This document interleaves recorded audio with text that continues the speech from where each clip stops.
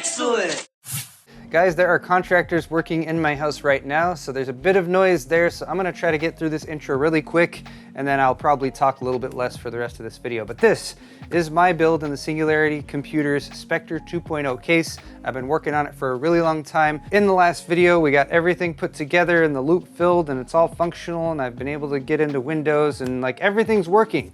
Awesome, perfect. But with a build like this, with so much going on, with so much detail work, with such an emphasis on aesthetics, I really wanted to make sure everything was as perfect as possible. To that end, I have a few small final changes that we're gonna make aesthetically to the build. And here in front of me, I have the few little components that we need in order to do that. First off, we have updated the NVLink SLI bridge with this Zotac gaming one. I originally had this NVIDIA one on there, which is a 3-slot bridge, but the NVIDIA logo only lights up in green, and this silver just doesn't match with the rest of it. So rather than modding this, went with the Zotac one. They sent it over, and a big thank you to them for doing that. It's already installed. I just need to remove the pink sticker that's on the side because that stands out a little bit to me. I also have this, which is the other half of a Bits Power Quick Disconnect fitting. Bits Power Quick Disconnects are very nice.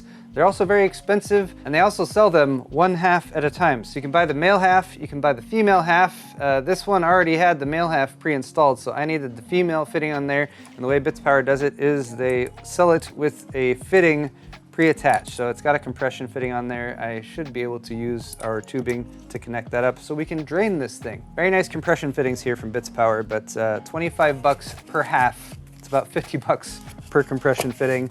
Probably don't want to use as many of these as I used in Riptide, for example. Last minute change, I did an unboxing video recently where I unboxed a bunch of stuff that AlphaCool sent over. This was for Riptide, which I still have some more work to do on, but they included some other goodies in the box, including this water block, the AlphaCool Ice Block XPX Aurora Edge Plexi Digital RGB. This is for mainstream sockets like AM4 as well as LGA 11, 55, 56, 50, whatever on the Intel side. And the main reason I think I want to install this today is because if I'm looking at the system, now that it's set up, now that I did a bit of lighting, it's just all white right now. But there's two places on here that I think are lacking something a little bit aesthetically. One is a CPU block area here. I mean, that's a pretty important part of the system. It's not lit up at all here because we're using an older EK block, which is a very solid AM4 block, but does not have any lighting integrated to it. Fortunately, the inlet and outlet are in roughly the same spots on this block, so I think I should be able to swap that in, hopefully without too much difficulty. We're gonna be redoing this bend here on the upper left because I don't like the look of it, so I have a couple ideas to do with that.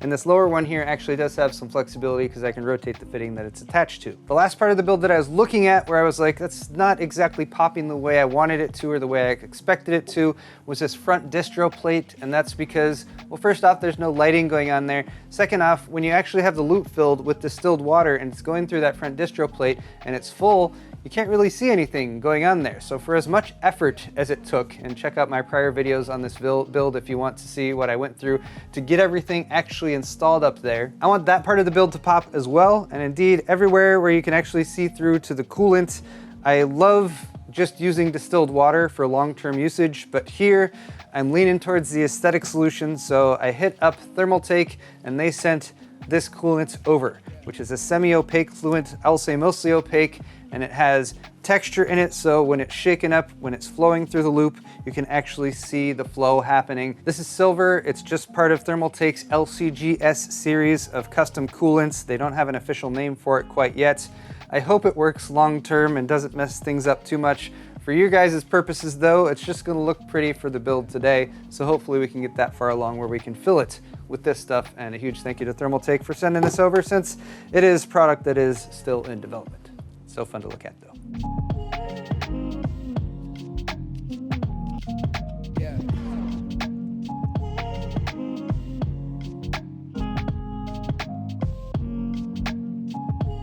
I only make the best decisions, including the decision to last minute change out the CPU block. Fortunately, the AM4 backplate that comes standard with pretty much all AM4 motherboards from AMD is used pretty universally as the backplate, so we don't need to swap that out, but I do need to remove the 4 screws that are holding it in place, which means it could pop off and drop behind this motherboard tray where there is very little space, and then I would have to remove the motherboard, which honestly I could do right now because the GPUs are removed, but in an effort to prevent that, I have a piece of cardboard here.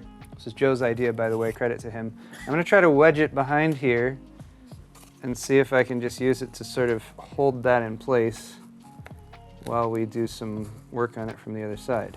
This is totally gonna work. Okay, I think that might help. Wait, you saying I was right? Same idea was good. Joe, it's a good idea, Joe.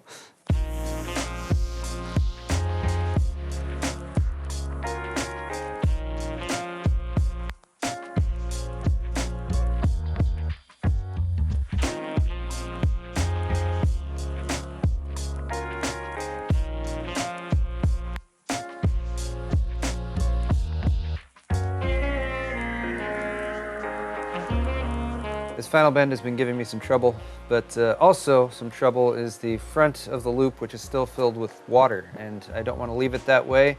I don't see any practical way of getting that out of there, and I don't have a pump that can just pump air. So I'm reduced to using the blow method.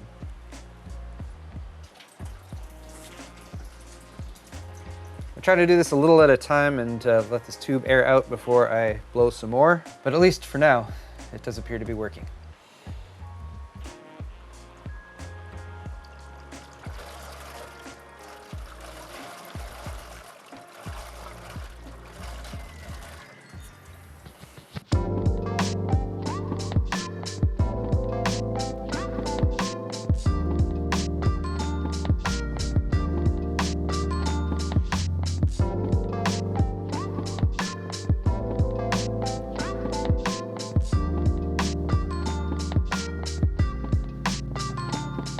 So after many failed attempts, I think I have finally gotten this bend the way I want it to be, which is pretty much vertical going up and down and pretty much horizontal going that way, and pretty good 90-degree bends and all that good stuff. So sweet.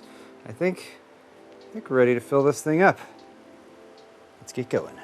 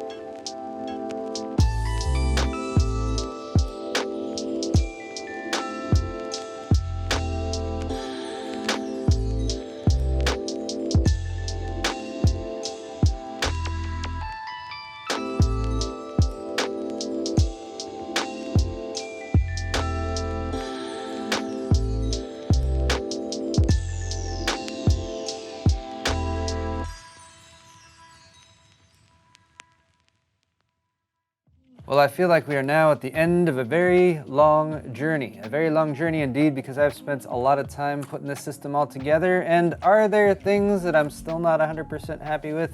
Sure, I would love to have some LED lighting on the front distro plate, for example. The software I'm using for the lighting right now is MSI Mystic Light, which is functional, but I find it lacking in some areas.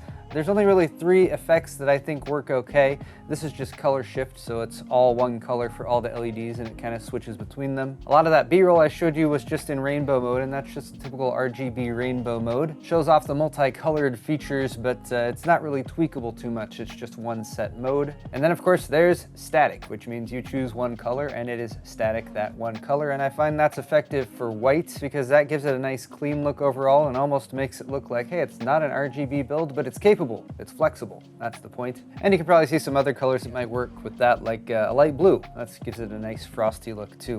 Plenty to be explored there, but I'm pretty much out of time for this one, and anything further I would do I think would take a long time. Like if I were to add LEDs to that front distro plate, it'd be very hard to find a place to put it, and it would take a lot of work to get it wired up properly and everything. So this is done for now. Hold on though, I think I am forgetting one thing. Yes, remember it's got a side panel? Remember this plexi piece from one of the first videos where I unboxed this whole thing? At last I get to peel.